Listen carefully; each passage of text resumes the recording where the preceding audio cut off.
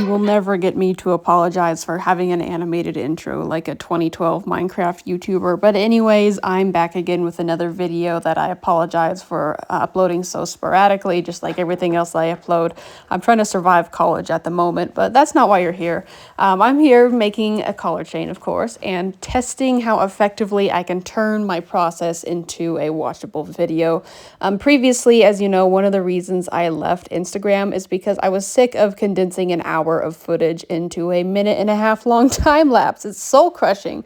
And just in general, time lapses I don't think are the most pleasant to watch anyways, especially in my case, because the angles you can get making jewelry are very limited, and so the time lapses just never looked great. And so here in this video, I tested a few different angles, taking slower shots, not sped up, but taking fewer shots rather than recording the entire process. I still don't have great lighting, don't have great angles, but I hope to get better at that. This is sort of a test more than anything else. And on top of that, it's just very stressful and hard to film yourself doing something. It's stressful because you don't want to mess up, you don't want to pause, you don't want to take breaks because you know the camera's rolling. And so I'm trying to avoid that here. And what I'm also doing with these color chains is a very specific thing. So if you see all these materials I'm getting here, and I have this problem where sometimes I'll buy a jewelry making material like a charm or just something like that I think is just so cool. I'm afraid to use it. I think it has so much potential for a very cool collar chain, and I don't want to use it because I don't want to accidentally end up using it. You know, what if it doesn't turn out how I want it to? And so I've had all these things that have just been sitting around that I've been putting off until the perfect moment. I decided, no, today is going to be the perfect moment.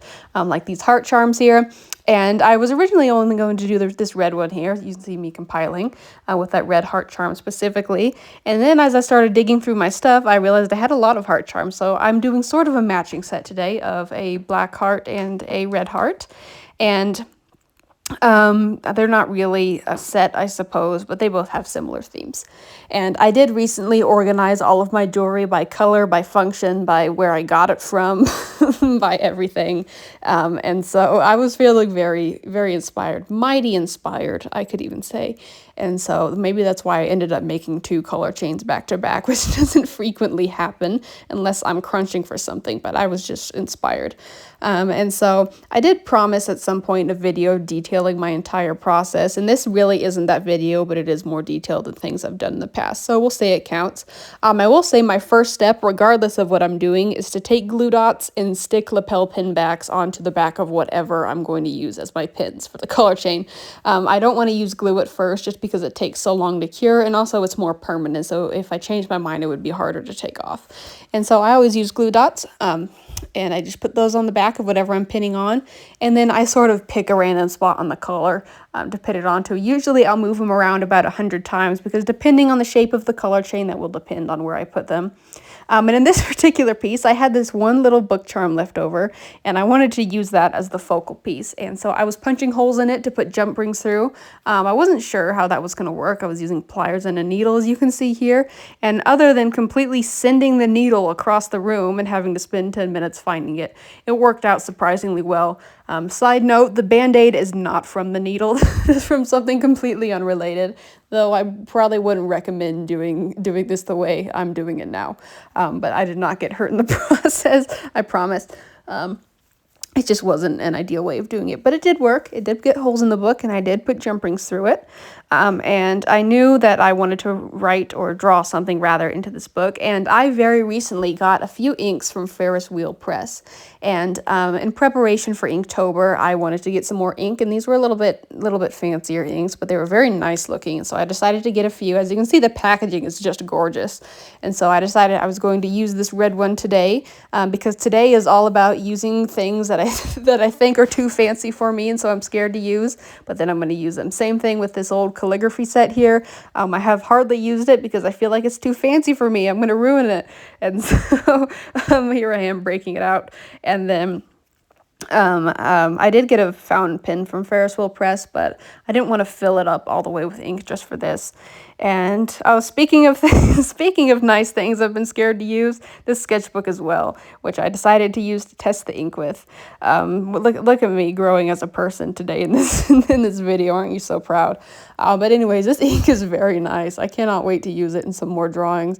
And also getting used to dip pens a little bit more. But I just wanted to test it out to see how it flowed, to see how it worked on the paper, to see how it worked on the pen. I didn't want to test it out directly on the little book there because I only had the one left. And so writing a little message, of course, drawing a little heart because I'm doing a heart-themed jewelry piece. What else am I supposed to draw? And also the ink is very red. It has a nice sheen to it as well. And so I decided I wanted this little book to be like some sort of diary, like you're in 4th grade and your first boyfriend just broke up with you, even though you were never really dating because you're in 4th grade and dating doesn't exist at that point because you're like a kid, but you think you're dating and it's just traumatizing for you. I do not speak from experience, by the way. I speak from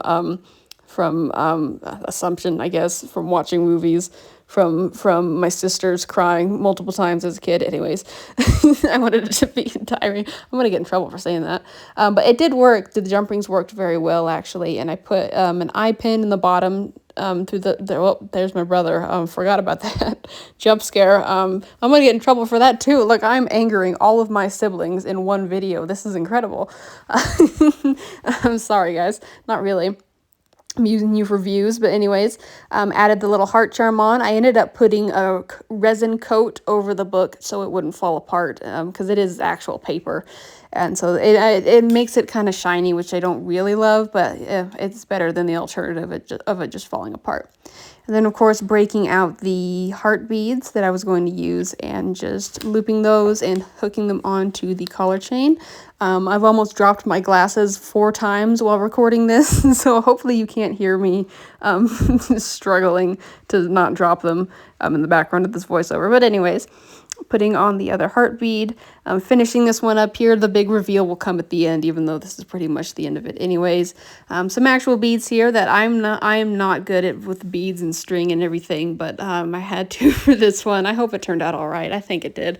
Hopefully it doesn't fall apart, but that's my wish for every collar chain. As you can see, this huge mess left here, which happens after I make anything, being honest. But I did decide, in the spirit of having just organized all my stuff, I did decide that I was going to clean up my desk before moving on to the next collar chain, which I don't often do, but it was kind of nice to have a clean slate to work with. And it's just more inspiring that way anyways, when you just have this sort of clean workspace. And it wasn't a lot of cleanup anyways. I somehow keep adding more desks to my arsenal and I still run out of room. So I consistently grow or shrink to fit my space. It doesn't matter how much room you give me.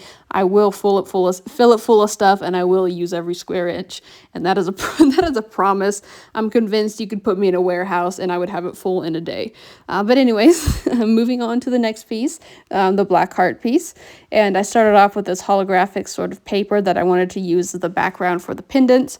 And normally I would glue these on, but I've had a lot of issues with glue in the past and it just takes longer, like I mentioned. And so I decided I was going to try UV resin, and that actually worked out really, really well. And so I'm very pleased with that. Of course, I did still use glue dots for the back, as you'll see in a second here, but I did use the resin for this front part here. I don't know if that would work on all kinds of paper. This paper was pretty waterproof. I don't think it would necessarily work on paper that absorbs water more, but I haven't tried it, so we'll see. I might try it again in the future. But of course, here I am putting on the glue dots on my pendant trays, which I've decided I was going to use silver for them. This one, the past one was like red and gold. This one's like black and silver. So some nice opposing themes here, opposing colors. Getting the pin backs on. I'm not sure why I put so much footage of this. This is the most basic step, but apparently I thought it was very important. You guys see this. And this one, I moved around less. I just put them in the buttonholes of the collar. And of course, this shirt looks so beat up now that I'm looking at it. There's so many holes in it. It's so smudged. It's truly been through a lot. Drop an F in the chat for this shirt here because it's gone through it. But anyways, gluing those little shiny things in there. These looks like eyes in the end, which I don't think is really a bad thing, but it wasn't the intention. So hopefully you guys like eyes as much as I do, because I didn't change it. I just kept it like this. But I think it's a win for me. There's nothing like some nice shiny holographic eyes. And then, of course, moving on to the chain, I didn't really draw, sometimes I will draw out a design or a shape before starting my collar chains, and in both of these cases, I did not. So there was a lot of trial and error, especially with this one.